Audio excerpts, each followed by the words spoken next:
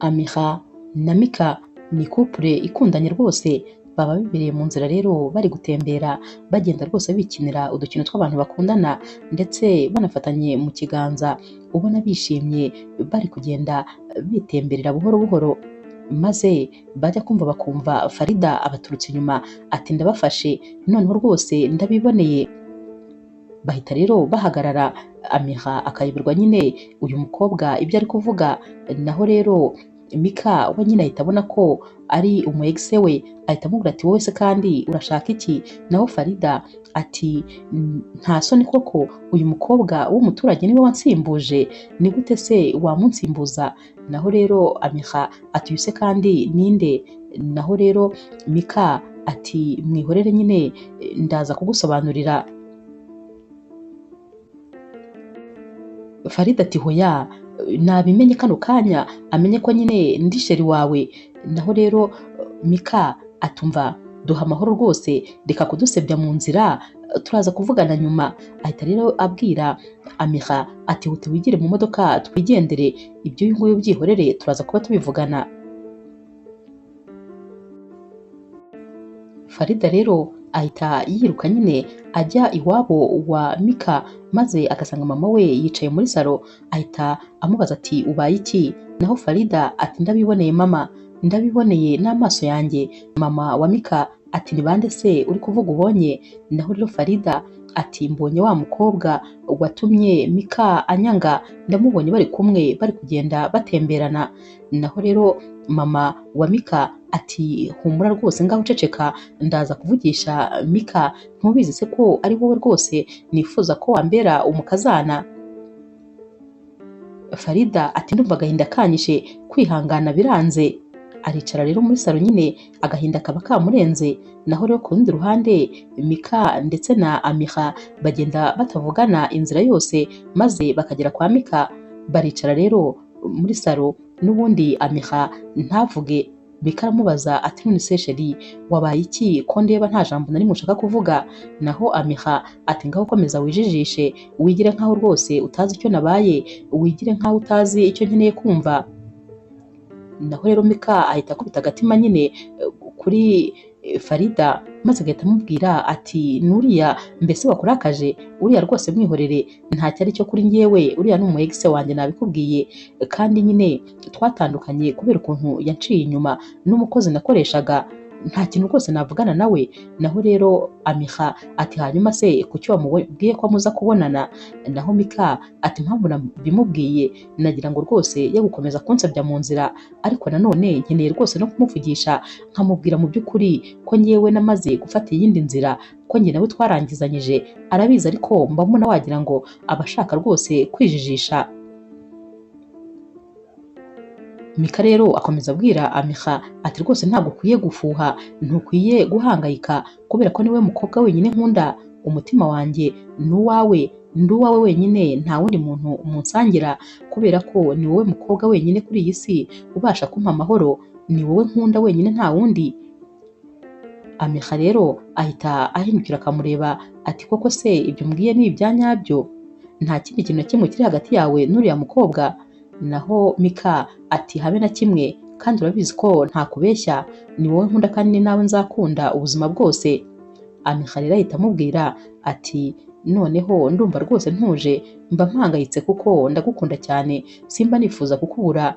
Naho Mika ati ninjye ngukunda cyane, humura rwose ntugahangayike.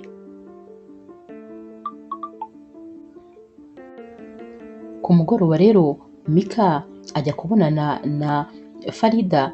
Farida rero n'ubanza aho baba bari buhurire, maze akaba yicaye. Mika rero akihagera ahita amubwira ati mbabarire kuba rwose natumye utegereza. Naho Farida ati sheri nta kibazo rwose, icyangombwa nuko uje. Mika rero ahita amubwira ati biragaragara ko rwose ntacyo wumvisemo, ko ndeba ntacyo ushaka kumva, njye nawe byararangiye, twararangizanyije rwose, ahubwo narinje kukubwira ngo rekera aho ngaho kwitambika mu mubano wanjye ndetse na Amira, rekera aho kandi kujya kubeshya mama kuri umukobwa mwiza, njye nawe turaziranye, urabizi neza ko tubizi ko wowe utari umukobwa mwiza habe na gato, rekera aho kumpamagara, rekera aho rwose gukomeza kwivanga mu buzima bwanjye, ibyanjye nawe byararangiye kandi byarangiye twabivuganye. Naho rero Farida ati ariko rwose narahindutse, ntabwo nkiri umunyamakosa nka mbere. Mika ati ndabizi neza yuko wowe rwose utahinduka, gusa ikintu ukwiye kumenya ni uko njye nafashe indi nzira, nawe wakabaye ufata ikindi cyerekezo. Nibyo rero narinje kukubwira, naho ubundi rwose genda utuze umenye ko njye nawe nta kintu na kimwe tugihuriyeho. Farida ati oya ntabwo byashoboka, kubera ko rwose nasanze kubaho ntagufite ubuzima bwanjye nta cyerekezo buba bufite. Mika ati ibyo byose wakabaye warabitekereje mbere yuko ujya kunca inyuma n'umusore wankoreraga. Jye rwose namaze kugusohora mu buzima bwanjye, mfite umukunzi kandi ndamwishimira. Icyo nanije kukubwira nizere ko rwose wacyumvise, rekera gukomeza kujya kubeshya mama, ntuzagaruke iwanjye, ntuzongere kumpamagara, bibaye byiza wareka no kongera guhamagara mama wanjye. Ahita rero ahaguruka maze akigendera.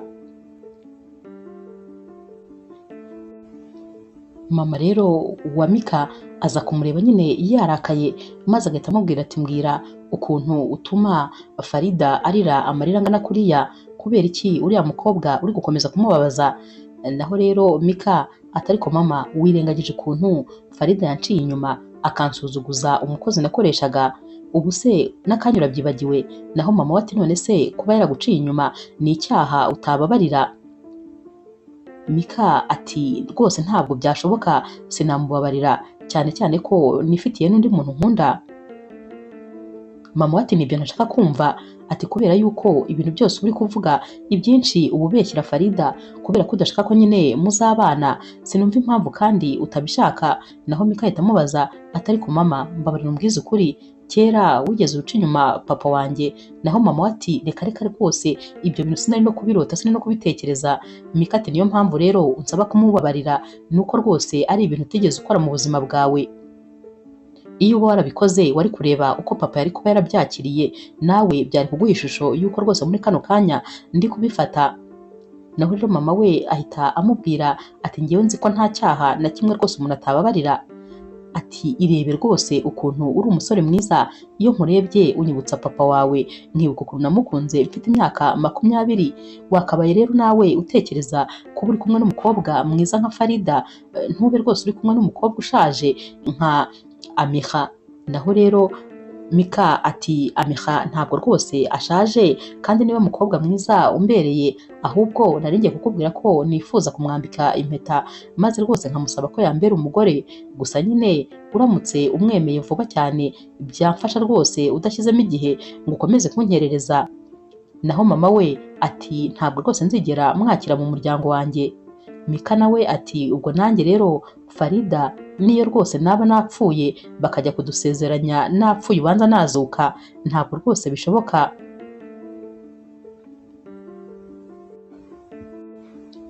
Nyuma y'iminsi rero Mika abona rwose mama we atari guhinduka, maze agafata icyemezo cyo guporopoza nyine Amiha. Barasohoka rero bakajya ahantu nyine bagasangira ibyishimo ari byose, maze mu kanya gatoya Mika ashyira ivi hasi, maze agafata ikiganza cya Amiha akamubwira ati Amiha ndagukunda cyane, kandi ni wowe nahisemo ko rwose twazabana ubuzima nshiganje kuri iyi si, ni wowe nifuza nka mama w'abana banjye. Nagira ngo rero muri kano kanya ngusabe ko wanyemerera maze ukazambera umugore. Naho rero Amiha n'ibyishimo byinshi ahita amubwira ati yego rwose ndabyemeye. Amwambika impeta rero, maze bagahoberana bakishima. Amiha areba iki kiganza utagihaga, dore ko rwose umwanya wose bamara hano aba ari kwirebera ikiganza cye, yananiwe rwose kukivana imbere ye. Mu kanya rero Amiha abwira Mika ati none se sheri, nshimye ko rwose dukundana, ndabizi urankunda ndetse nanjye ndagukunda cyane, ariko se mama wawe ko atanshaka urabona bizagenda bite? Tuzakora ubukwe mama wawe atahaye umugisha? Naho Mika ati mama wanjye agomba kuzakwemera, kubera ko ni wowe nyine unshimisha, ni wowe umpa amahoro y'umutima, natakwemera bizaba ngombwa ko rwose njye nawe twitorokera, maze nyine tukigendera tukigira mu gihugu kindi cya kure. Gusa sibyo nifuza, kubera ko mama wanjye amfite ndi umwe. Nifuza ko rero rwose yanshyigikira maze agashyigikira ibyishimo byanjye, ariko nibitaba gutyo njyewe rwose nta wundi mukobwa nazigera nkunda. Ubwo nyine bizaba ngombwa ko mpitamo wowe maze tukava muri iki gihugu.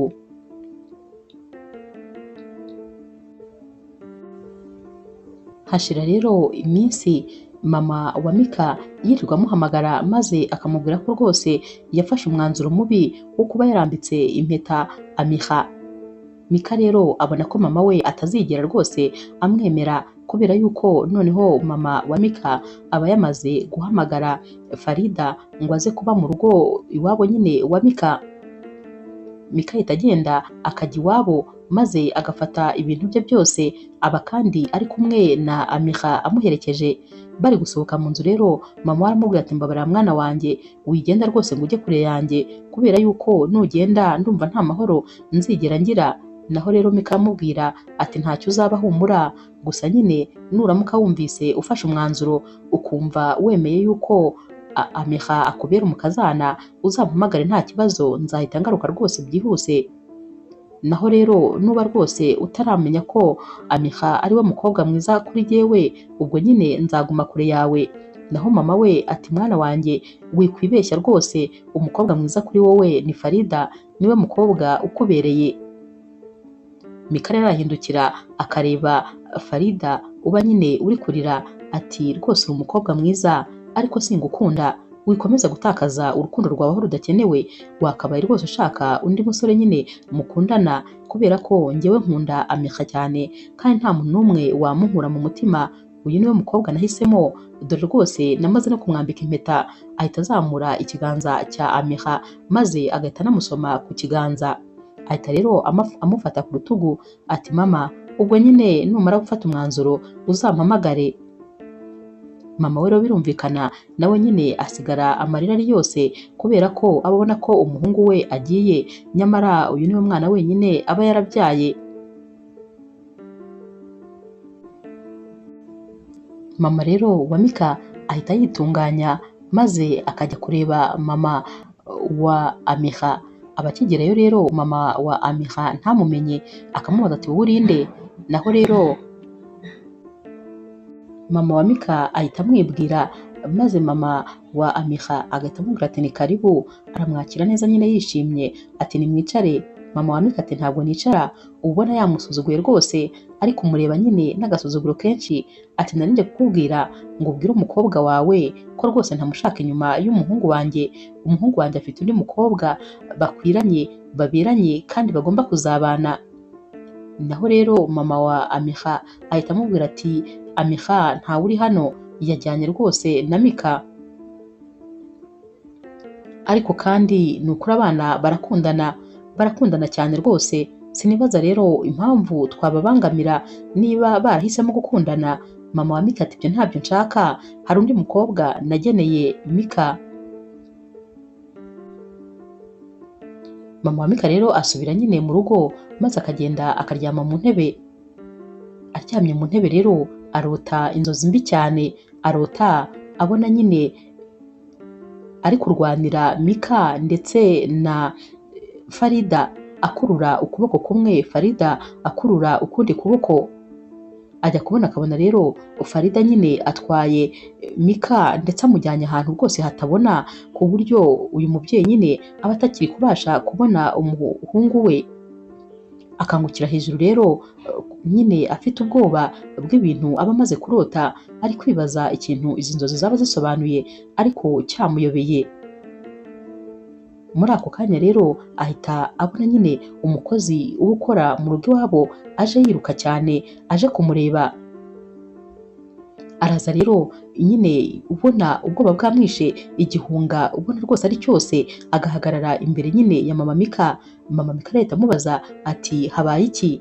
Naho uyu mukobwa ati nyine nari nje kukubwira amakuru ariko atari meza. Kwa muganga nyine barampamagaye ngo baguhamagaye, nimero yawe barayibura. Mama wa Mika ahita areba kuri telefone maze agasanga telefone ye yazimye. Ati nyine mbwira icyo wari uje kumbwira. Naho uyu mukobwa ati nje kukubwira nyine amakuru yerekeranye na Mika. Mama wa Mika ati gira vuba nyine mbwira Mika byagenze bite. Naho uyu mukobwa ati Mika ngo yakoze agisida ikomeye cyane, ngo ubu ngubu tuvugana ari kwa muganga. Mama wa Mika rero ahita ahaguruka maze akagenda yiruka. Farida ahita aza nyine nawe maze akamuherekeza. Baragenda rero bakagera kwa muganga, babaza muganga bati muga bimeze gute tubwire. Naho rero dogiteri ati mwihangane ni ukuri kandi mukomere, ntabwo twabashije kumukiza, yaducitse. Mama rero wa Mika ahita yicara hasi maze akarira nk'agahinja. Farida nawe akicara hasi akarira, bose bararira maze bagasakuza hakabura n'umwe wahoze undi.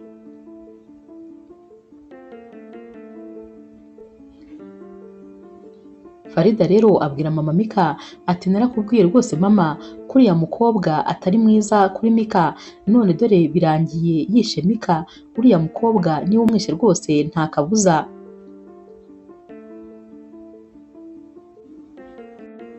Mama rero wa Mika mu gahinda kenshi ahita nyine avuga ati ariko ni nabyo rwose, kubera iki we bari bari kumwe maze ntapfe? Ni gute yabashije kuva mu modoka iri kugenda we impanuka ntimuhitane? Ni ukuvuga ko nyine ari we wari wabipanze, ari we rwose uzi ko yari yabigenje. Ahita rero ajya kuri polisi maze akajya kuvuga ko nyine uyu mukobwa ari we wamwiciye umuhungu. Bahita rero bajya gufata nyine Amiha maze bakajya kumufunga. Mama wa Amiha abwira mama wa Mika ati ariko rwose umukobwa wanjye ararengana, kuko nawe bari bari kumwe muri iyi modoka, nawe rwose agisida yari kumutwara. Naho mama wa Mika ati kubera iki rero yabashije kuyisohokamo umwana wanjye akaba ari upfa wenyine? Uyu rwose ni umwicanyi, nibagende bamufunge maze yishyure ibyo yakoze. Iyi nkuru rero ishimisha Farida cyane rwose, kubera ko biba bisa nkaho rwose aricyo cyifuzo cye, aba yifuza ko uyu mukobwa ataguma hano hanze ahubwo yagenda akaba yibereye muri gereza. Mama rero wa Mika asubira mu rugo maze yicaranye na Farida agatangira kumubwira ati rwose yakabaye ari wowe Mika yahisemo, kubera ko yaguhitamo akaba ari nawe yambika impeta, ubu rwose aba akiri muzima. Iyo ataza gukundana na ririya dayimoni ry'umukobwa, ubu ndakeka rwose aba atavuye mu mubiri, ariko nyine kubera ko yanze kunyumvira, dore umwana wanjye ndamubuze. Naho rero Farida ari kwiriza nyine ahita abwira mama wa Mika ati Mika naramukunze, n'ubu ndacyamukunda, ndetse rwose ndamukumbuye cyane, sinifuza rero gukomeza kukubona ubabaye, gerageza rwose ukomere nubwo nyine bitoroshye. Naho mama wa Mika ati uriya mukobwa w'umuteramwaku byanze bikunze nzahorera umwana wanjye, ntabwo rwose nakwihanganira ko ibi bintu birangirira aha gutya. Mu kanya gato rero Farida ajya mu cyumba maze agafata ifoto ya Mika arayitegereza, maze akamubwira ati rwose ni iki gihano wagombaga kubona, wagombaga gupfa byanze bikunze, kubera yuko warampemukiye maze unsimbuza uriya mukobwa udafite rwose icyo avuze habe na gitoya. Gusa ikintu kimbabaje ni uko wapfuye wenyine, mwagombaga gupfana maze urwo rukundo rwanyu mukajya kurukomereza ikuzimu. Ahita rero atangira kumwenyura maze agafata cya gifoto cya Mika akakirekurira hasi kikajanjagurika. Wa mukozi rero yumva ibintu biri kubarara maze agahita aza yiruka nyine agitunguka mu muryango, abona uyu mukobwa ari guseka kandi ari kureba iyi foto nyine iba yameretse hasi. Uyu mukobwa aratera intambwe maze akitegereza ya foto agasanga ni iya Mika, ahita amubaza ati none se habaye iki? Naho rero Farida ahita atangira kwiriza ati nyine ndayifashe maze ndi gutitira, iba rwose iraguye, ndumva nkumbuye Mika ku buryo ikintu cyose kimunyibutsa ndagifata maze nkaba ntangiye gutitira. Uyu mukobwa ahita amubwira ati komera nyine, gusa hari icyo aba yabonye neza ko Farida yari ari guseka areba iyi foto, ndetse rwose ko nta gahinda yari afite mu maso ye. Ahita amubwira ati nta kibazo, reka nze maze mpasukure. Asohotse rero Farida arongera agaseka ati cyakoze rwose ubu ngubu bigiye kumbera byiza, nubwo uriya mukobwa Amiha atapfuye ariko ntacyo nawe agiye gushinjwa nyine urupfu rwa Mika maze bamufunge ubutazavamo. Ahita aseka cyane ati ariko rwose genda Farida uzi ubwenge, ni wowe mukobwa nabonye rwose uzi gupanga. Nibyo nyine Farida aba ari kwibwira. Farida rero kano kanya ahita atangira gutekereza ukuntu nyine akimara kumenya yuko Mika ndetse na Amiha bagiye nyine kugenda, maze akanamenya yuko imodoka yabo ifite ikibazo, babanje nyine kuyijyana mu igaraje kugira ngo bayikoreshe. Yaragiye maze ajya muri iri garaje, agize Imana ahasanga wa musore nyine baba barirukanye kwa Mika, baba baramufatanye na uyu musore nyine baba baramufatanye na Farida bari guca inyuma Mika, maze Mika akamwirukana. Uyu musore rero abura ikindi kintu cyo gukora maze akajya gukorera mu igaraje. Aha rero niho nyine Farida amusanga, maze akimubona agahita abona ko ibintu rwose byoroshye. Ahita amubwira ati kumbe ni wowe ukorera hano, ibintu rwose bise binyorohera, nashakaga serivisi gusa ndakwishyura ntugire ikibazo. Harya ubundi iyo ukoze imodoka bakwishyura angahe? Naho rero uyu musore ati banyishyura 15,000 cyangwa 20. Farida rero ahita amubwira ati ndashaka ngiye kuguha 300,000 maze ugahita wangiza amafre y'iriya modoka. Uyu musore rero ahita amubwira ati kereka nyine ubanje ukampa 1/2 cy'aya mafaranga. Farida rero ahita amubwira ati nta kibazo, mbwira nimero zawe rwose za konte mpite nyagushyiriraho. Bahita rero babikoramo deal, maze rwose agahita amwohereza nyine amafaranga. Uyu musore nawe ahita ajya munsi y'imodoka rwose agahita abikemura byihuse cyane. Ibi byose rero Farida aba ari kubitekereza nyine, maze akongera agaseka ati rwose ubwenge ndabuzi bihagije, ntabwo uyu musore nari gukomeza kumureba imbere yanjye amaze kunkora ibi byose, ahubwo nyine ngomba kureba nuko nzagenza na mama we maze bose bakava kuri iyi si, ubundi imitungo yabo yose nkayegukana. Burya rwose nanjye nzi ubwenge, ahubwo ntabwo njya menya ubushobozi mfite. Umutwe wanjye urakora rwose kandi ukora neza.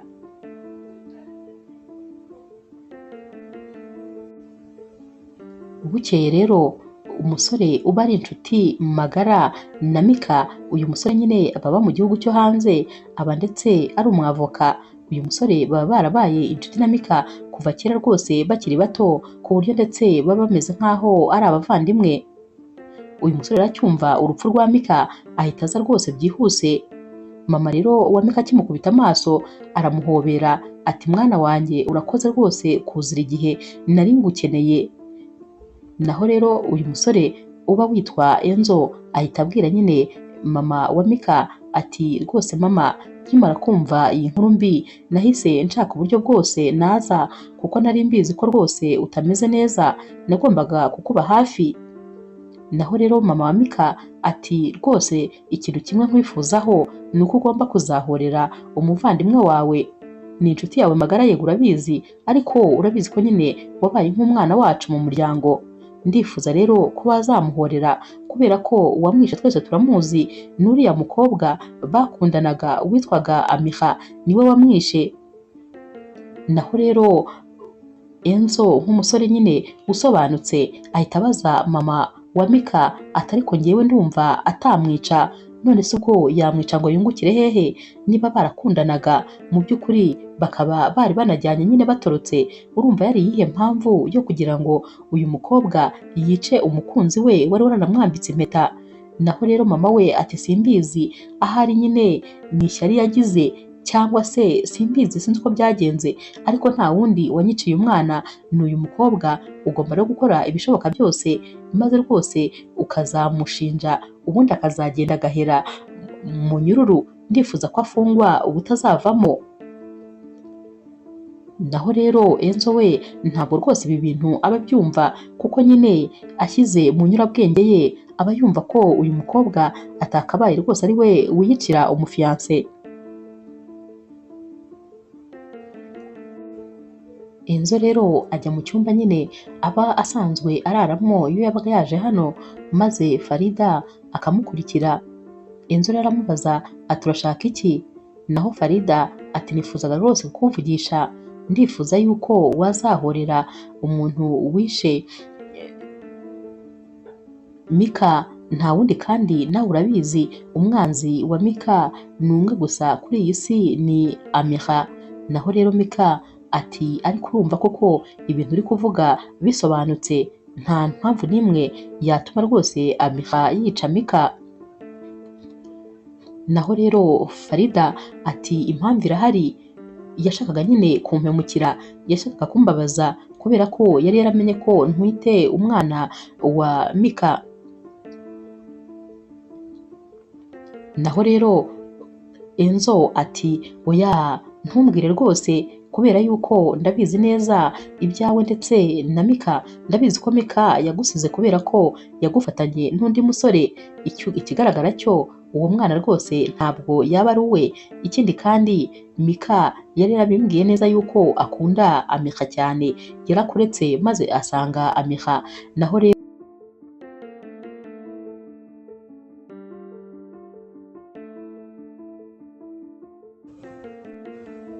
Farida ati ibyo ngibyo rwose uzi ni ibya kera, kubera ko jyewe ndetse na Mika twarahuye, maze rwose turumvikana dusabana imbabazi ndetse aranambabarira. Yari abizi nawe ko uyu mwana ntwite ari uwe, ndetse rwose twiteguraga no gukora ubukwe. Enzo rero ahita amwenyura ati ibintu byose uri kumbwira uri kumbeshya, ndabizi neza ko yari yarambitse impeta Amira. Ati ariko se wibagiwe yuko Mika ari inshuti yanjye magara, nta kintu na kimwe yamishaga, n'umunsi yabikoraga yambwiraga ko rwose yambitse impeta Amira. Ibintu uri kuvuga ntabwo rwose ari byo, nta nubwo ndi kubyumva. Farida rero ahita amubwira ati ngaho nibura winyitaho, ariko nyine uzahorere Mika, kubera ko nta wundi muntu n'umwe wamwishe uretse Amira. Umunsi rero wakurikiye, Farida aragenda akajya aho nyine Amira aba afungiye, maze akagenda nk'ugiye kumusura. Ahita rero atangira kubwira Amira ati ni aha ngaha se ugiye kurangiriza ubuzima bwawe? Aba ari guseka nyine ati yenda sinakabaye nseka, ariko kukubona hano biranshimishije ku buryo rwose ntakwifata, uko byagenda kose ngomba guseka. Amira rero aba yamwihoreye yicecekeye rwose. Naho rero uyu mukobwa ahita aca bugufi akamera nk'uwunamye nyine, maze akabwira Amira ati mva, kubera ibintu byose Mika yankoreye, najyaga mpora nifuza ko rwose nabambura nk'umwuka muhumeka, cyangwa se nkabakuramo nk'imitima yanyu nkayishwanyaguza. Sinzi ikintu numvaga nakora, gusa nyine burya Imana yari ibafitiye imipango, kuko ndakeka ko ariyo rwose yabakoreye ibi ngibi. Naho rero Amira ati komeza nyine umbwire, ndumva ahari waba uzi byinshi ku byabaye, ahari wansobanurira. Naho rero uyu mukobwa ati ndabizi ko nta bwenge ugira, niyo nakubwira ntabwo rwose wakumva, gusa ikinshimishije ni uko ari wowe ndetse na Mika mwese muri kwishyura ibyo mwakunkoreye.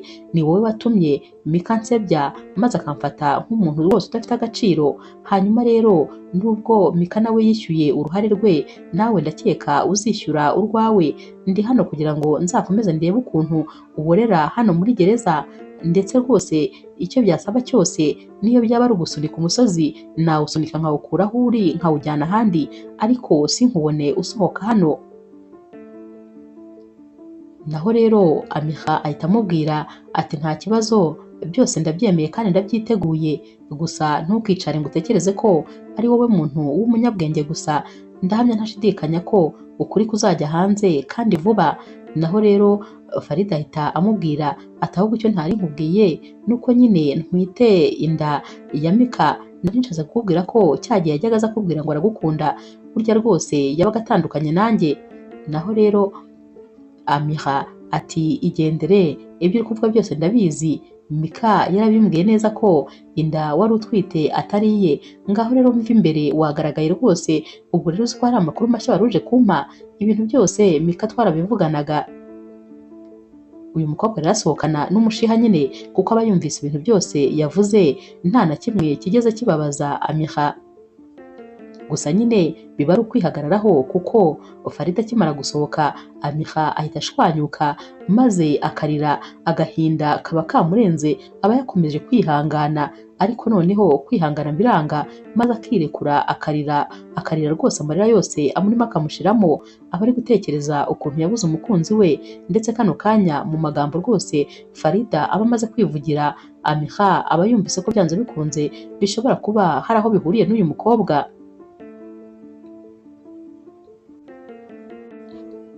Ku rundi ruhande rero Enzo we yakomeje nyine gushaka ibimenyetso maze rwose akagenda abona yuko nta ruhare na rutoya Amira afite mu rupfu rwa Mika, dore ko rwose yagiye anamenya ko aba bombi bakundanaga kandi bya nyabyo nk'uko nawe rwose yari asanzwe abyiyiziye.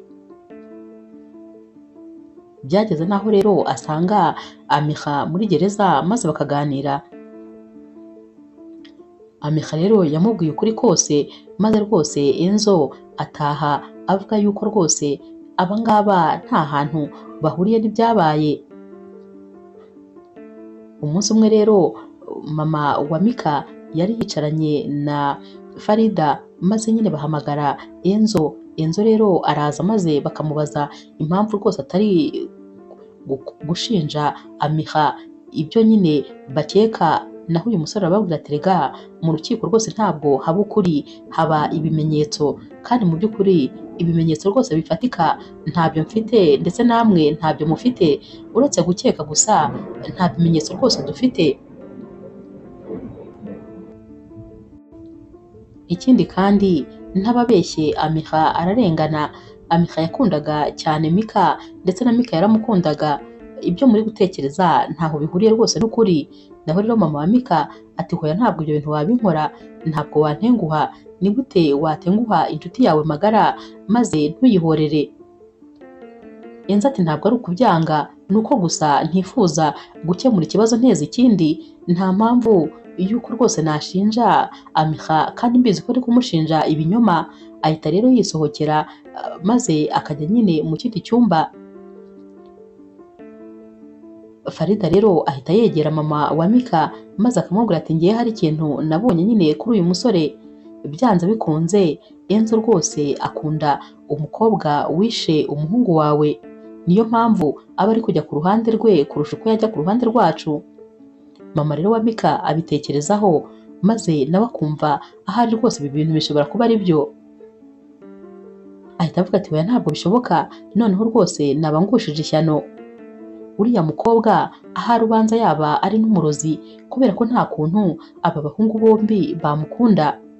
Naho rero Farida ati niko bimeze, nta yindi mpamvu yatuma rwose Enzo ava ku ruhande rwacu maze akajya ku ruhande rwa Amira.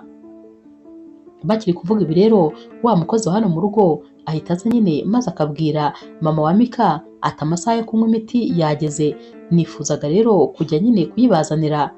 Naho rero Farida ahita abwira uyu mukobwa ati genda hari ibyo turi kuvugana, imiti ndaza kuyimuha nta kibazo.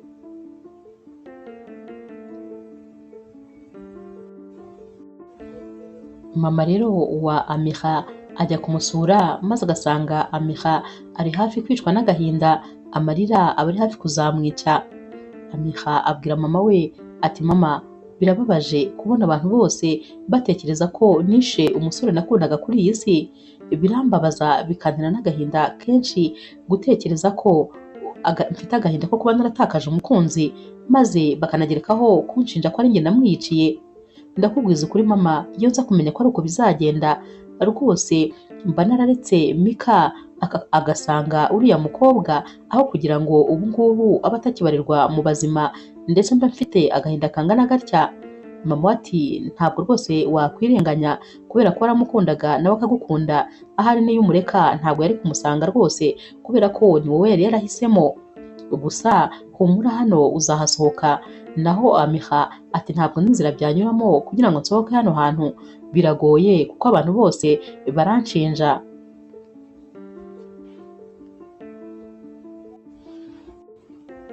Ku Ku rundi ruhande rero Enzo we rwose aba agikomeje gushaka amakuru y'ibyaberaga muri runo rugo, kubera ko niba hari umuntu ataba afitiye iki cyizere ni Farida. Umunsi umwe yari yajya mu cyumba cye maze akajya gusaka nyine ngo arebe ko hari ikintu yabona cyamwereka ibintu bidasanzwe, maze mu kanya gato Farida akaba arinjiye. Enzo rero akimwumva nyine ahita asohoka muri kino cyumba nta kintu abonye, gusa nyine aba asigaye amukeka rwose. Ku rundi ruhande rero wa mukobwa ukora muri runo rugo nawe rwose aba amaze kubona ko Farida atari umuntu mwiza, kuko hari utuntu twinshi aba amusangamo maze nawe agatangira kumukeka. Umunsi umwe rero aba ahagaze nyine hanze wenyine ari kwivugana ati icyo mbona cyo Farida ntabwo ari umuntu mwiza habe na gatoya, ashobora kuba afite ibintu ari gutegurira uyu muryango, ahubwo se wazabwira mabuja maze nyine akamwitondera. Nyamara Farida aba amuhagaze inyuma ari kumva ibintu byose. Uyu mukobwa rero arahindukira maze agahita akubitana amaso na Farida uba wamaze kurakara. Farida ahita amufata mu ijosi maze akaba amwegetse ku gikuta. Atumva rero nkubwire wa mukobwa we, njyewe ntwite umwuzukuru wo muri runo rugo, umwana ntwite niwe uzasimbura Mika.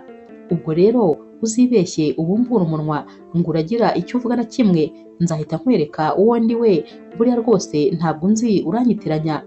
Nyamara bari kumuniga cyane rwose hafi kumuheza umwuka. Uyu mukobwa rero akoresha umutwe amubwira ati nta kintu na kimwe rwose nzavuga, ibyo wavuze nabyumvise.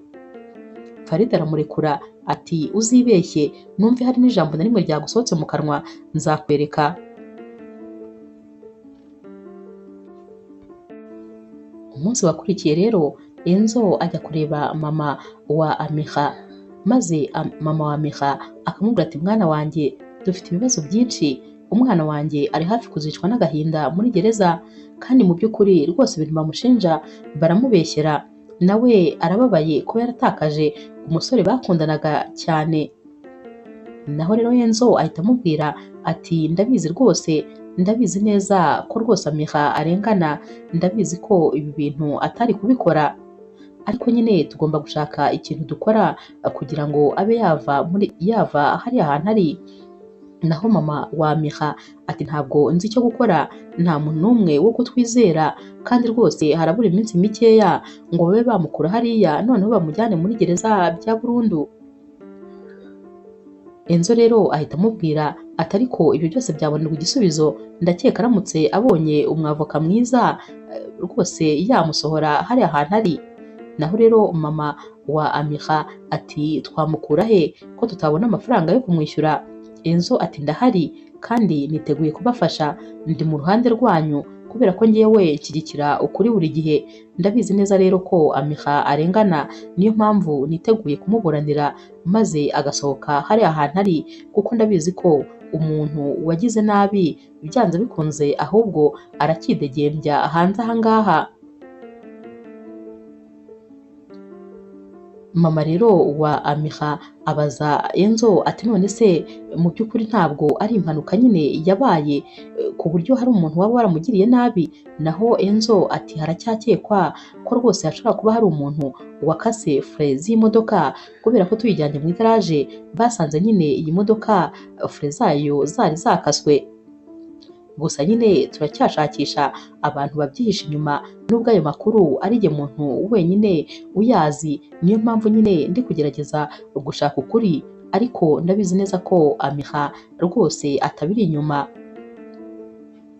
Mama rero wa Amiha ahita amubwira ati rwose mwana wanjye, iyo modoka bari bayirimo bose, ntabwo rero Amiha yari kwiyahura, kandi nta n'impamvu n'imwe yari afite rwose yo kuba yakwambura ubuzima uriya musore yakundaga. Mama rero wa Amiha abwira Enzo ati ni ukuri urakoze cyane, ndagusabira umugisha ku Mana kuba wemereye rwose kudufasha, noneho nanjye ubu ntangiye kugira icyizere kubera ko ndabizi ko uzabishobora. Ahari nyine ni Imana yagukoreyemo kugira ngo uze uduhe ubufasha, kuko rwose umukobwa wanjye ni inzirakarengane.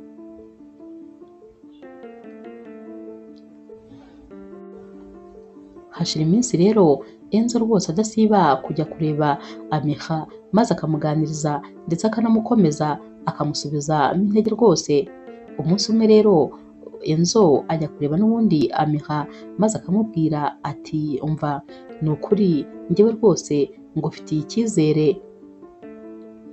kandi ndabizi neza ko rwose bizagenda neza, ikindi kandi ndakwihanganisha ku byakubayeho byose, ndabizi ko bitoroshye gutakaza urukundo rw'ubuzima bwawe, njyewe amakuru yanyu nari nyazi cyane rwose. Naho rero Amiha aramubwira ati nibura mfite umuntu umwe unyizeye kuri iyi si, uwo rwose niwe wowe. Naho rero uyu musore ahita amubwira ati cyane rwose ndakwizeye, ati ariko nyine nari nagufitiye inkuru nziza, ati hano nyine mpafite dosiye zivuga yuko ubu ngubu uri umwere ndetse ushobora gusohoka ugataha. Amiha rero ntabwo yabyumvaga, ati nguvuze ngo iki? Ati ntabwo yumvise neza. Naho rero Enzo ati ndavuze ngo izi dosiye mfite hano ziravuga ko rwose ushobora gusohoka maze ugataha kuko wabaye umwere. Kwihangana biranga maze Amiha agahita ahaguruka agahobera Enzo, aramuhobera akanga kumurekura, ati urakoze cyane ni ukuri, ni wowe marayika wanyohererejwe kugira ngo unyiteho, urakoze ndagushimiye, sinzi rwose nuko nagushimira. Enzo rero ahita amubwira ati hoya wari inzirakarengane narabibonaga, ntabwo rero wagombaga guhanirwa icyaha utakoze, ahubwo nyine ngwino tugende maze nkujyane nkugeze mu rugo iwanyu. Amiha rero aramushimira rwose ku bw'iki gikorwa nyine aba yamukoreye.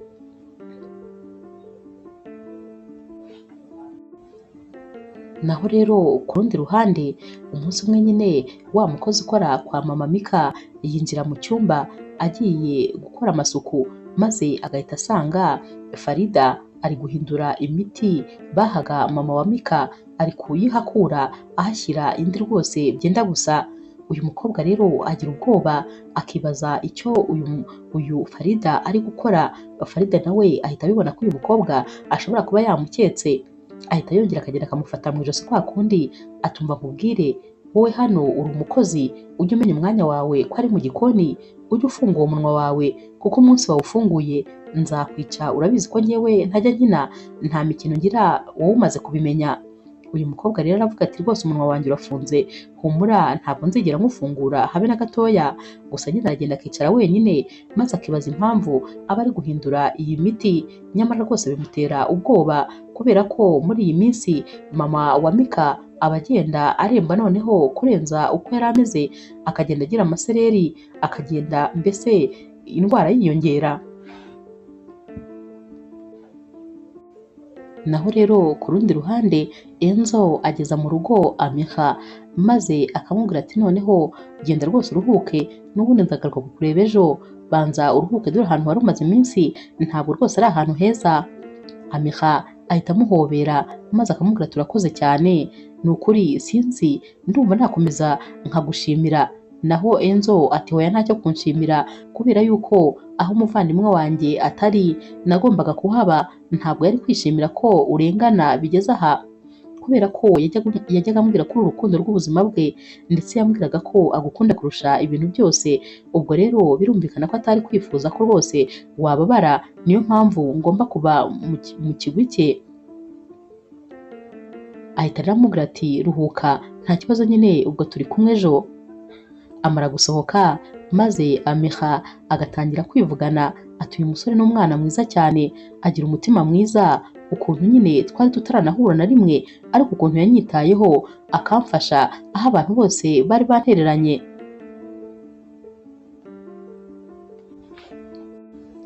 Telefone rero ya mama Mika irasona maze bakamubwira yuko barekuye Amiha, umujinya uramwica maze akabura icyo akora, agatangira kugenda azenguruka inzu yose.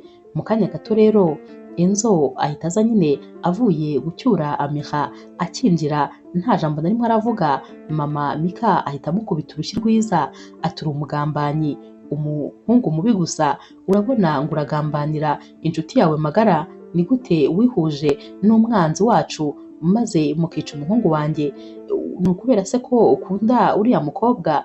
Naho rero Enzo ati mama tuza rwose utekereze utuje, Amiha ntabwo ari umugambanyi ndetse nta nubwo ari umwicanyi nk'uko ubitekereza, kubera ko nawe ni inzirakarengane, nawe rwose yararenganye, nta ruhare yabigizemo. Mama wa Mika arongera akazamura ukuboko agiye kumukubita ku rindi tama, maze ukuboko Enzo agahita agufata ati nyamara rwose mama tuza, maze ubitekerezeho witonze, ndahereye kera mbikubwira, nta mpamvu n'imwe Amiha yari afite yo kuba rwose yakwica Enzo. Tuza kandi utekane, nta kibazo rwose kirimo hano hagati, kubera yuko nta mutima mubi Amiha afite, uri kubyibeshyaho. Naho rero mama wa Mika we nyine umujinya uba wamwishe ku buryo ataba ari gutekereza neza, aba ari kubwira Enzo nyine amagambo mabi gusa. Ku rundi ruhande rero Farida we aba ari mu cyumba ari kuri telefone, aba ari guhamagara nyine wa musore w'umukanishi wamufashije guca amafure y'imodoka ya Mika. Aramubwira tumva hano rero ibintu birakomeza rwose kujya irudubi, ndi kugerageza gukora ibishoboka byose, ariko nyine ndabona rwose nta bijya ku murongo neza. Nk'ubu ngubu nagerageje guhindura imiti ya mama wa Mika kugira ngo atangire kumera nk'umuntu utaye umutwe, kubera ko hari dosiye nshaka ko azansinyira, ni dosiye z'imitungo. Anamubwira nyine ahantu iri, maze agahita amubwira ati kandi iyi mitungo nyine ihagaze amafaranga menshi, iri mu mamiliyoni 50. Ubwo rero aya mafaranga nyabonye nahita rwose nigendera noneho nkava muri uyu mujyi, kuko hari n'ibindi byinshi nabona maze byose nkabigurisha ubundi nkigendera. Gusa nanone mfite nyine umuntu mbangamiye, uriya mwavoka ngo ni Enzo arambangamiye cyane, kubera ko mba mbona rwose we nyine ameze nk'umuntu watangiye kunkeka. Akiri kuvuga ibi rero yumva ikirenge cy'umuntu gikandagiye, maze agahita avuga ati ninde uri hanze, ariko akabura umwikiriza. Arasohoka akareba akabura umuntu, nyamara ni wa mukobwa ukora muri runo rugo uba wamwumvise neza cyane ibintu byose yavuze guhera ku cya mbere kugeza ku cya nyuma. Yifata ku munwa rero, maze akavuga ati burya bwose uyu mukobwa ni umugambanyi bigeze aha ngaha, ariko kubera iki ashaka rwose kuzatwara ibintu by'iyi famiye yose? Uyu mukobwa we aba yaramaze kumenya neza rwose ko Farida ari umuntu mubi, ndetse rwose ari niwe wari uri inyuma y'urupfu rwa Mika.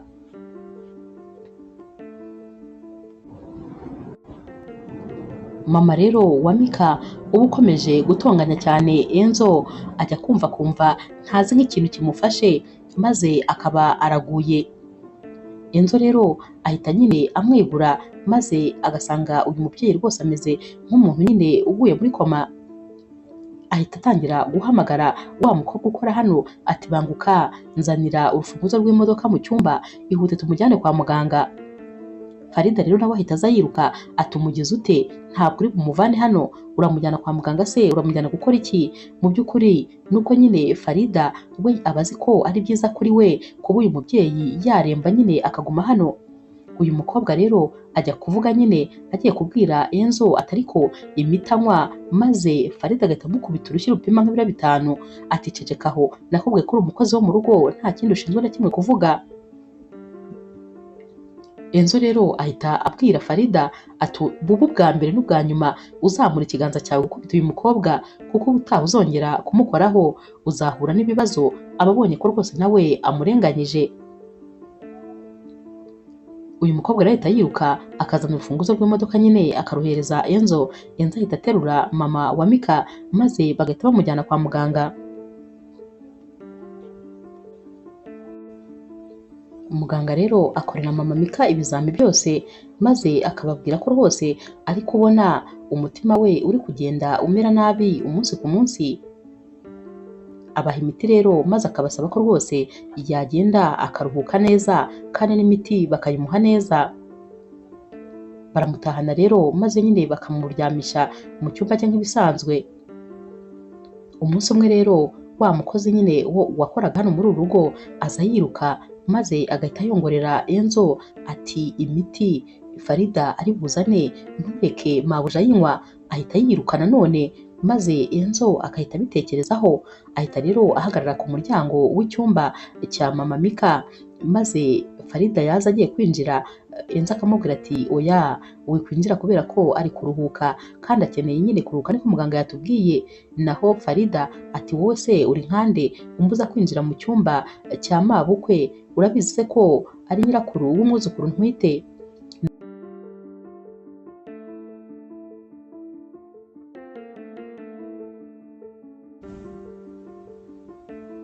Enzo ati jye nawe tubizi uko bimeze rwose, genda rero wikomeza nyine kumusakuriza. Farida atangira kuvuza induru ati mama, Enzo arashaka kumfata ku ngufu mu nzu yawe. Naho Enzo ati ceceka wimukangura, arasinziriye rwose, mureke aruhuke. Farida rero ahita agenda nyine agakatana ya miti abazanye, naho Enzo ahita yimyoza kuko rwose abatangiye nawe nyine kumukeka, nubwo atabazi nyine ngo bimeze bite, ariko kuba uyu mukozi aba amubwiye ati imiti azanye ntureke ayinywa, nabyo rwose bituma atekereza noneho inshuro nyinshi. Enzo rero afata umwanzuro wo kujya no mu cyumba cya Mika maze akareba ko nta kintu kidasanzwe yasangayo, dore ko aba yifuza kuba rwose yabona amakuru afatika.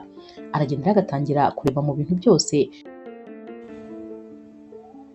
maze akabona telefone ya Mika, atangira rero kuyinjiramo, maze akumva nyine aka voice note aho Farida aba yarabwiraga Mika ati yewe nyine urabizi kukubura ntabwo nabyihanganira, burya no kwica umuntu namwica, ariko nyine ukaguma iruhande rwanjye.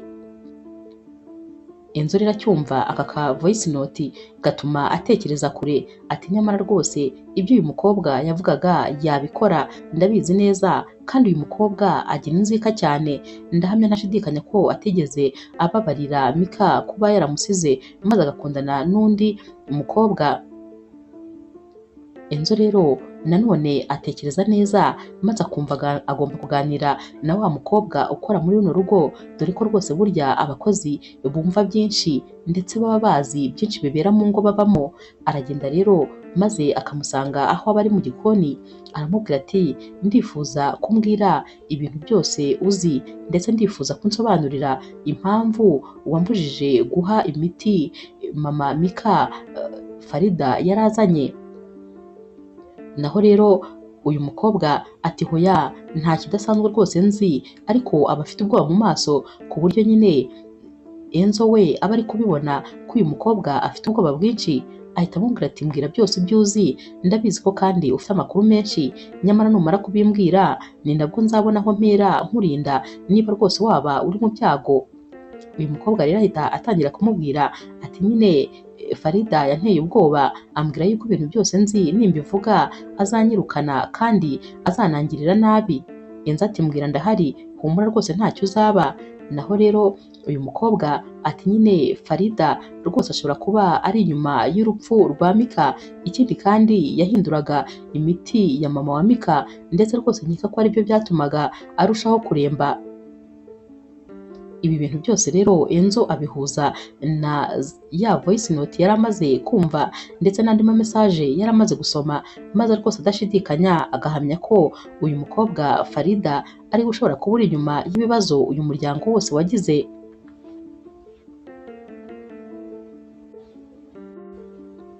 Naho rero Farida we ahamagara nyine wa musore ujya umufasha ukora mu igaraje, ati noneho kuri iyi nshuro rwose ndifuza ko wankiza Enzo kuko nawe ari gutuma imigambi yanjye igenda nabi. Naho uyu musore ati none se we kandi twamukorera iki? Farida ati shaka ikintu umukorera, ariko ndifuza yuko twamukura mu nzira. Enzo rero uba umaze kubona amakuru menshi, we nyine ajya kureba Ameha kugira ngo amubwire ibintu byose amaze kumenya, dore ko nyine baba bamaze kuba n'inshuti cyane, baba basigaye basurana nyine kenshi na kenshi, ndetse baganira byinshi ku byerekeranye n'iki kibazo baba barimo. Enzo rero abwira Ameha ati rwose nari nkuzaniye amakuru, amwumvisha rero ka voice note aba yumvise muri telefone, maze agahita amubwira ati byanze bikunze nkurikije n'ibyo umukozi wo mu rugo yambwiye, rwose nta gushidikanya Farida niwe rwose uri inyuma y'urupfu rwa Mika. Naho rero Amiha ati hoya, none se urumva yari iyihe mpamvu yari gutuma Farida yica Mika? Naho rero Enzo ati impamvu nta yindi, ashobora kuba ari wowe yashakaga kwica, cyangwa se akaba yarashakaga kubica mwembi muri babiri, ntawamenya. Amiha rero ahita agira ubwoba ati none ubu bishatse kuvuga ko Farida yashatse kunyica? Ahita atekereza rero amagambo yose Farida yamubwiraga cya gihe afunze, maze agahita abwira Enzo ati nibyo rwose, nibutse ibintu byinshi yambwiraga, ariko icyo gihe sinabimenyaga kuko nyine ntari nzi icyo yakoze, ariko ubu kano kanya nanjye noneho ntangiye rwose kubihamya ko wabona uyu mukobwa yari abiri inyuma.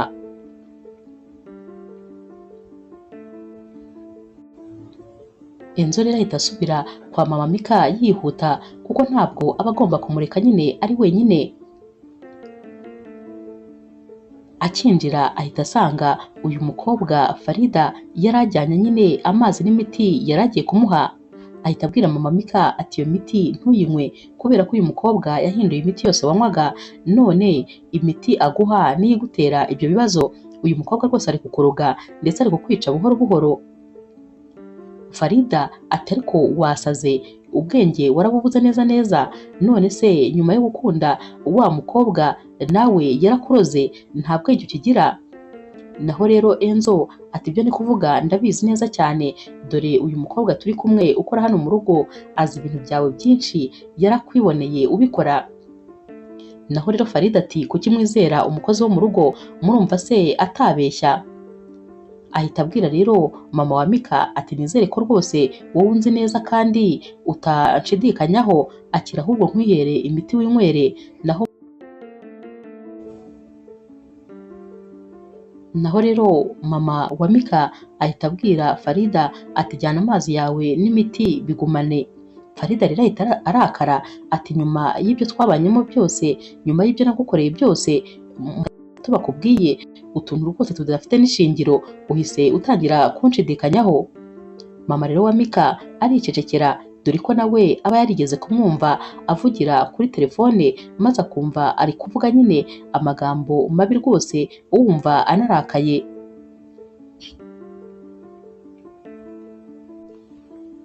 Farida rero ahita yivumbura maze akiruka ajya mu cyumba. Akimara kugenda rero mama wa Mika ahita abaza Enzo ati none se kubera iki uri gushinja Farida ibintu bikomeye, kuki umushinja biriya bintu? Naho rero Enzo ahita amubwira ati mama, ibyo rwose byo kuguhindurira imiti byo turabizi neza, noneho ikindi nuko rwose binavugwa yuko ashobora kuba ari we uri inyuma y'urupfu rwa Mika. Naho rero mama wa Mika ati ho ibyo ntabwo byashoboka, kandi antwitiye umwuzukuru, ni gute se yakwica papa w'umwana we? Ikindi kandi uriya mukobwa yakundaga cyane Mika. Naho rero Enzo ahita amubwira ati hoya, ntabwo Farida yigeze akunda Mika habe na gatoya. Ikindi kandi umwana atwite ntabwo ari umwuzukuru wawe, kubera ko umwana atwite ni wa musore wabakoreraga, wa wundi nyine Mika yirukanye. Mama rero wa Mika noneho atangira kumirwa, gusa icyo bataba bazi ni uko Farida aba rwose ari hafi aho ari kubumviriza, ntabwo aba yagiye ngo ajye mu cyumba neza, ahubwo yikinga inyuma y'igikuta kugira ngo nyine yumve ibiri kuvugirwa hano.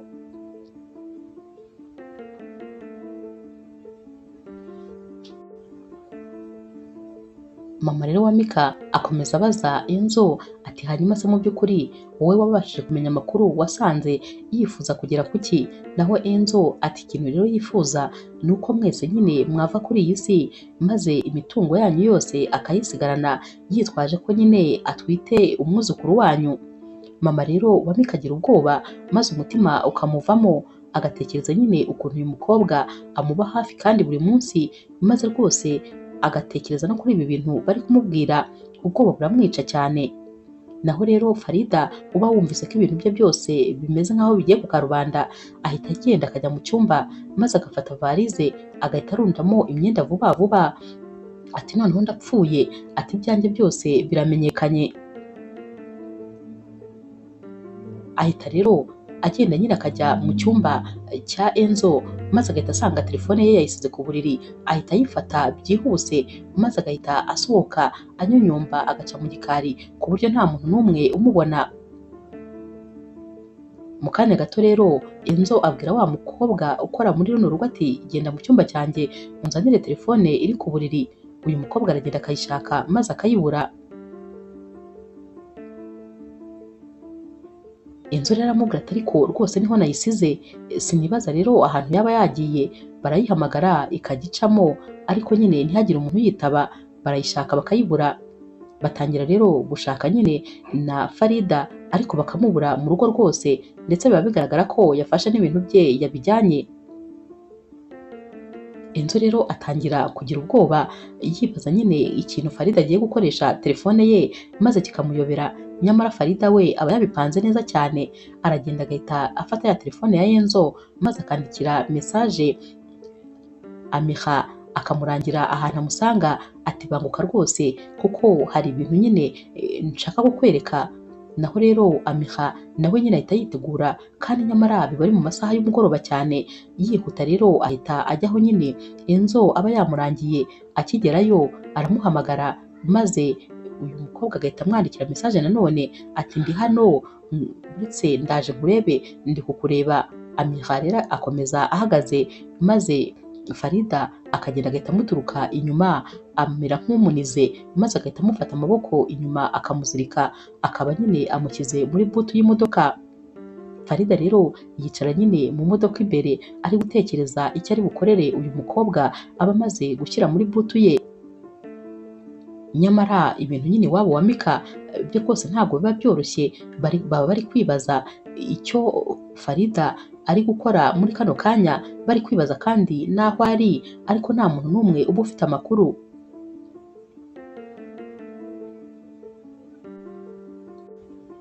Enzo we rero umutima uhita umukomanga ati ibyo aribyo byose ahantu hambere Farida agomba kujya ni ukujya kureba Amiha, kuko niwe muntu wa mbere bafitanye ikibazo, niwe rero agomba kugirira nabi byanze bikunze. Agenda yiruka rero akagera kwa Amiha, arakomanga. Mama wa Amiha agafungura ati kuje se, umukobwa wanjye umusize he? Naho Enzo ati hoya, ntumbwire ko Amiha yasohotse. Mama wa Amiha ati kandi wamwoherereje message kuri telefone ukamubwira ko hari ibintu byihutirwa ushaka kumwereka? Enzo ati yagiye. Naho mama wa Amiha ati cyane. Enzo ati noneho ndapfuye, birandangiranye neza neza, ntabwo ari njye rwose namwoherereje message, telefone yanjye Farida yayibye, niwe rero uri kuyikoresha, byanze bikunze niwe wamwoherereje iyo message. Mama rero wa Amiha ahita yikorera amaboko ati umwana wanjye noneho arapfuye, uriya mukobwa aramwica rwose. Enzo ati humura mama, humura rwose, humura ndamugarura amahoro, ndaje mbikurikirane kandi ntuhangayike, ndamuzana humura. Mama wa Amiha ati shaka icyo ukora ndakwizeye, ariko gira vuba, umwana wanjye ataratakariza ubuzima, sinifuza rwose kumubura. Naho Enzo ati mama urabizi ko Amiha nanjye ari umuntu ukomeye kuri njyewe, nanjye rero ntabwo nifuza kumutakaza. Mama we afata rero ibiganza by'uyu musore ati mwana wanjye ni ukuri genda ahubwo ihute, ndakwizeye kandi ugaruke umuzanye. Enzo ati ndabigusezeraniye rwose ndamugarukana. Naho rero mama wa Mika we atangira gutekereza ku magambo yose baba bamubwiye y'ukuntu nyine uyu mukobwa yari ari hano kugira ngo abashe kubatwarira ibitungo yose. Yibuka ukuntu Farida yamuzaniraga amadosiye nyamara arwaye arembye, Farida akamubwira ko rwose akeneye ko ayasinya byihutirwa, nubwo nyine ataba yarigeze ayasinya, kuko umunsi yari kuyasinya yumvise afite imbaraga nke, yumva umutwe uri kumurya, maze aramubwira ati ubishyize hariya ndaza kuba mbisinya. Farida akomeza nyine kumushyiraho imbaraga ati birihutirwa cyane, ariko mama wa Mika wumvaga atameze neza habe na gatoya, aramubwira ati hoya nta kiruta ubuzima, ibyo byihutirwa nzabisinya rwose nitonze, ni nk'Imana yamuvugiyemo kugira ngo ntabisinye kubera ko uwo munsi bari kuba batakaje imitungo yabo yose. Gusa nyine mama wa Mika we akomeza gutekereza yibaza ahantu uyu mukobwa yaba ari, maze akagira atya akaba yibutse ukuntu yigeze kumva nyine uyu mukobwa ari kuvugana n'umuntu kuri telefone, ari kumubaza nyine ahantu ari bumusange, maze agasubiramo nyine aho baba bamubwiye ari bujye, agasubiramo umuhanda ndetse n'igipangu. Mu by'ukuri rero mama wa Mika acyumva ibi ngibi yahise atekereza ko ari kwa wa musore nyine, wa musore bari barirukanye ku kazi, umwe wakoraga mu igaraje. Kano kanya birongera bikamugarukira nyine mu mutwe, maze agahita avuga ati byanze bikunze nta handi hantu yajya uretse nyine k'uyu musore, kuko ariwe bafatanyije ibintu byose. Kuva rero yaduhunze ubu rwose niho yagiye, kandi ngomba kujya nyine kumureba.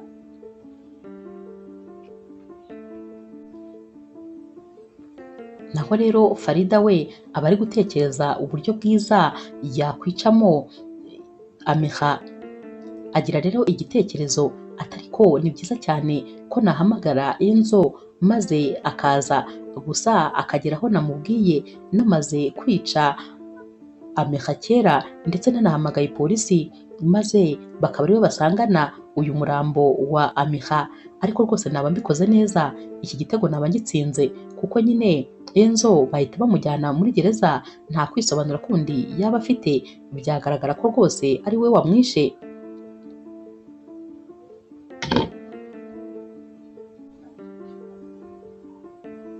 Mama rero wa Mika we aba nyine ari mu cyumba ari kwivugana ati ibyo ari byo byose ndahamya rwose ntashidikanya ko Farida ari hano hantu yigeze kuvuga anahasubiramo.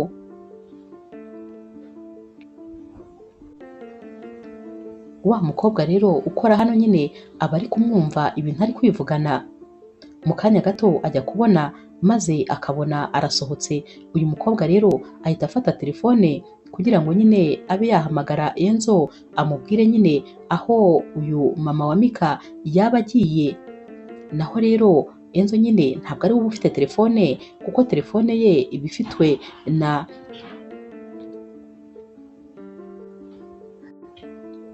Farida. Nyine uba ufite iyi telefone arayitegereza, maze akabona ko nyine bari guhamagara, ariko we nyine ntavuge, aba yohereza message gusa ati mbwira kuri message.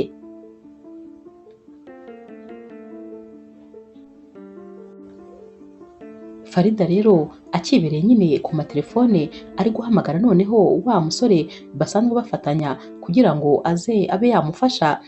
Byumvikana nyine abarangaye rwose. Sinzi ukuntu rero Amiha areba, maze akabona ya butu ntabwo bayifunze, avamo buhoro, dore ko rwose baba bamuziritse amaboko, ariko nyine bitamubuza kugenda. Avamo maze agahita agenda aca mu bihuru, akaba aramucitse, dore ko rwose haba ari no mu masaha nyine y'ijoro, ntabwo haba habona neza. Ariruka rero maze akagenda akagera iwabo.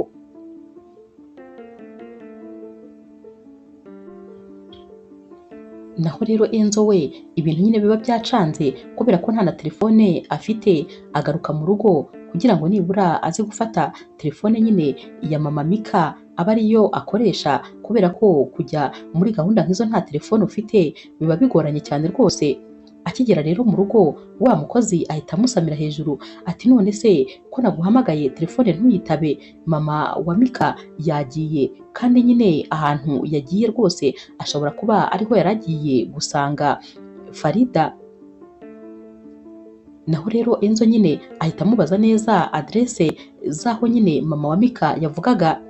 Enzo rero ahita agenda maze akajya kuri polisi, akabasaba rero ko nyine bamuherekeza aho hantu, kuko abatekereza ko byanze bikunze mama wa Mika nahagera bashobora rwose kuza kumugirira nabi.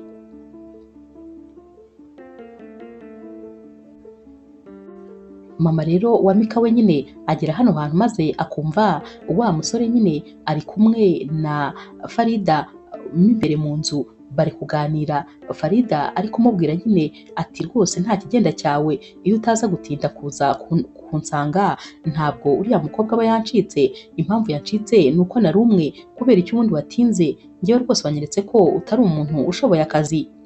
Naho uyu musore ahita amubwira ati njyewe ntashobora akazi rwose ndagashoboye cyane, njyewe warikuze ibintu byose nagufashije, ntabwo ubu n'akanya wibagiwe ko nagufashije kugira ngo ngutere inda ubashe nyine kubeshya Mika ko utwite kugira ngo uzigarurire imitungo yabo. Mama rero mama wa Mika aba ari kumva ibi bintu byose baba bari kuvugana, maze Farida agahita amubwira ati nyine warakoze ariko nanjye narakwishyuye, gusa nyine wagombaga kumfasha, nari ngukeneye cyane rwose, reba ko nkuriya mukecuru nawe rwose nagombaga kumurangiza, kubera ko ntabwo nagenda ntajyanye amafaranga kandi imitungo yabo irimo amafaranga menshi. Naho rero uyu musore aramubwira ati waretse tukigendera iby'amafaranga tukabyihorera ko wumva rwose ibintu byamaze kuba bibi. Naho Farida ati hoya, aya mafaranga tugomba kuyajyana byanze bikunze. Mama wa Mika rero kwihangana biranga, maze agahita akubita urugi akaba arinjiye. Ati ese burya koko ni ibya nyabyo, burya uri umugambanyi, burya wari uri iwacu ushaka imitungo, burya umwana utwite koko nk'uko babimbwiye ntabwo ari uwa Mika. Akivuga ibi rero aba bombi nyine baba bari kwitegura nko gushaka ikintu bari bumukubite ku mutwe maze bakamwica burundu. Gusa nyine muri ako kanya Enzo ahita yinjira n'abapolisi maze agahita ababwira ati dore bagizi ba nabi ni abangaba mubafate mubafunge. Bahita rero babafata maze bakabambika amapingu. Muri kana kanya rero Farida ahita abwira mama wa Mika ati nibyo rwose ibyo bakubwira byose ni ibya nyabyo kandi narabikoze, ndetse ni nanjye wahaye amafaranga uyu musore kugira ngo ajye guca amafure y'imodoka ya Mika. Akibivuga noneho mama wa Mika ahita yenda gushyiramo umwuka, ahita yumva wagira ngo isi rwose imwikaragiyeho. Ati hoya ntabwo bishoboka, ntabwo rwose wari kunyambura umuhungu wanjye, n'ukuntu kose nakwizeye nkagufata nk'umwana wanjye nkakurwanirira kugira ngo abe ari wowe Mika akunda, naho burya koko nuko wari uteye. Naho uyu mukobwa ati cyane rwose, ahubwo narebaga ukuntu nyine ubwira umuhungu wawe ngo nankunde maze nkabona nta bwenge ugira, gusa nyine amahirwe ugize namwe gusa nuko babivumbuye ntaramara kugukuramo umwuka neza. Numvaga nyine nta muntu n'umwe nzasiga muri famiye yawe, maze imitungo yanyu yose nkazayegukana.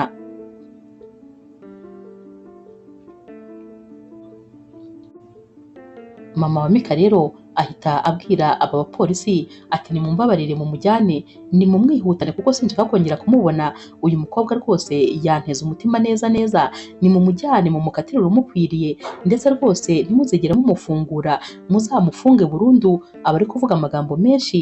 Naho rero Enzo ahita yegera mama wa Mika maze nyine akamufata akamwegamiza ati komera rwose mama, turi kumwe kandi rwose turahari ku bwawe.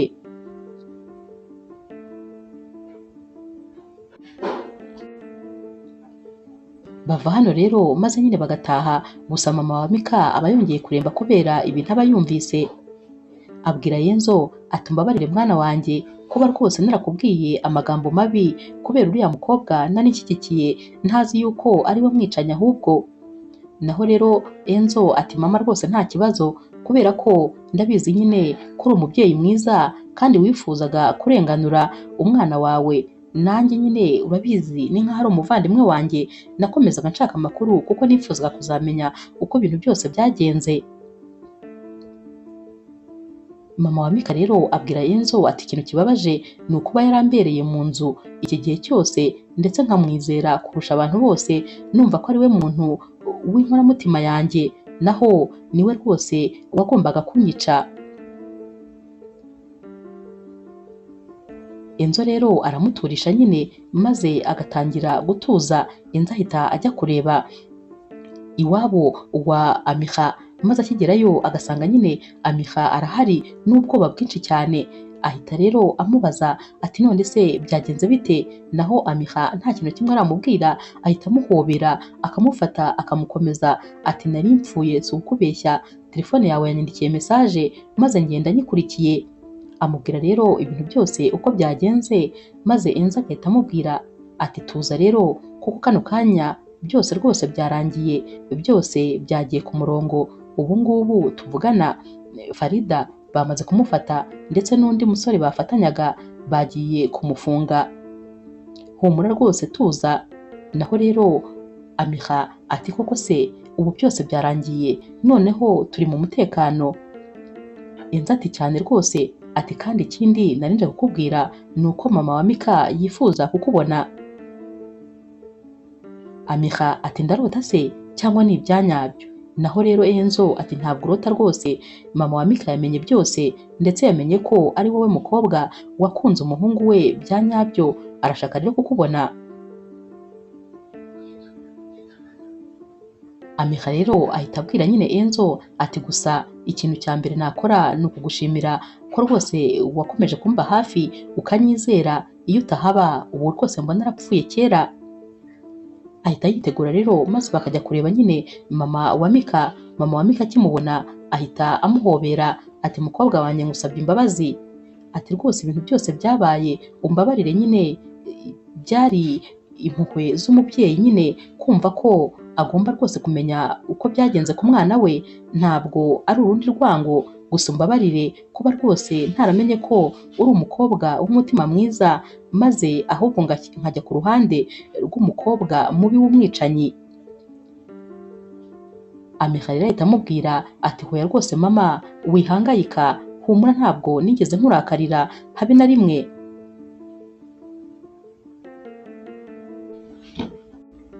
Mama rero wa Mika ahita abaza Enzo ati hanyuma rero ndifuza rwose kumbwiza ukuri, kuko nibyo ukunda Amiha? Mbwira rwose nta kibazo. Enzo ati cyane mama, ndamukunda kandi cyane kubera ko Amiha ni umukobwa mwiza, ni umwana mwiza, aritonda cyane.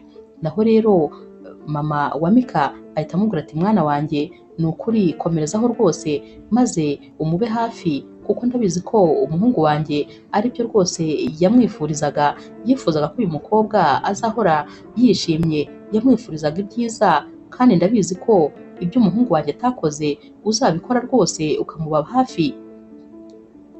Enzo rero arishima maze agahobera mama wa Mika ati urakoze cyane. Mama wa Mika rero afata ikiganza cya Amiha maze akamubwira ati mwana wanjye ndakwakiriye muri famiye, uyu muhungu ureba yari inshuti magara y'umwana wanjye, ariko kandi nanamufata nk'umuhungu ntigeze ngira mu buzima, nyine umuhungu umwe nari mfite none akaba yaritabye Imana, uyu rero ubu niwe muhungu nsigaranye.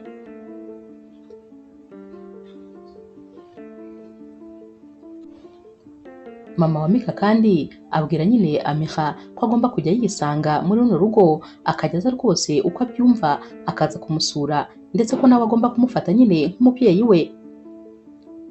Amusaba rero ko noneho yazabwira mama we maze bakaza nyine bagasangira nk'umuryango.